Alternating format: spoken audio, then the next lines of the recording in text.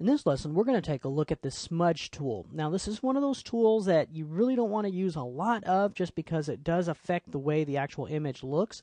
It softens the image a little bit, but you can achieve some really cool looks with this. All right, we're going to grab this liquid, orange liquid model here, and we'll zoom into kind of her head area. And with this smudge tool, okay, and I'll show you some examples and then we'll reset it. What you can do is you take this and you can actually push pixels. So you notice here I'm picking this up and I'm moving her pixels. So you can have a lot of fun with this. Now your strength controls how fast your fall off goes, right? So as I pick this up and move it, that's a strength of 66. If I set it to 100 and let me undo this and I'll grab her eye, I pretty much grab her eye and move it and streak it wherever I want. Okay, so you have a couple of options here, right? One of the options is sample all layers, and since we only have one layer, that doesn't really affect us. However, finger painting is kind of weird because what it does is it looks at this background color, okay, the foreground color, and it starts the streak off with that. So let's set the strength a little bit lower, and we'll undo that. So if I grab her neck and I pick it up and move it, you notice I get a little foreground color and then I smear the rest of the color. So if I grab her lip, but then I grab her chin, you see how it smears down.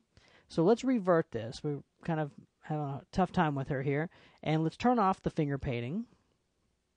Okay, and with a little bit of a larger brush, what I'm going to do is I'm going to very gently come in and I'm going to pull her cheeks in, just like that. Okay, and I can come in even with a smaller brush like this and pull in just this little part. Okay, so it makes it look like she's really blowing. And then what we can do is with a different type of brush, let's pick one of these faux finish brushes here, maybe this one, and maybe increase the size a little bit. We can actually pick this up and move some of the smoke. Now, the way we're going to do that is by increasing the strength, we're going to be able to streak that white up a little better.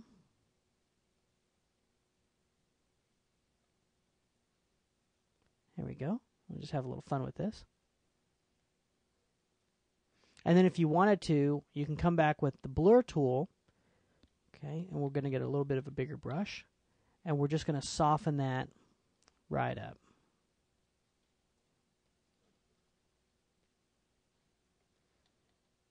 Okay, and even with that sharpen tool, we can just go back to normal. And let me get a little bit of a bigger brush. I'm just going to put in just a couple of strokes, just to tighten this up just a bit. That's probably one too many. Okay, so let's take a look at it before and after. So I'll go to File, Revert. So there's before, after. Notice I did push back and forth a little bit too much and softened up her lips a little bit, but we can easily paint those lips right back in. But you get the idea of what we could do with something like the smudge tool. Now you have to be careful because if you grab the smudge tool, and let me get a brush here, and you move the eye, it just doesn't look right. Later on I will show you a filter up here called Liquify, which is a lot more powerful than the smudge tool. But if you're in a bind and you just need to fix this hairline, let's say, you can just come in and smudge that right out and fix little things like that. As long, maybe you don't want these nails in here, you want to just push those right back. You can fix little things like that. If you need more detail, you'll have to use Liquify, but that's a quick overview of the smudge tool.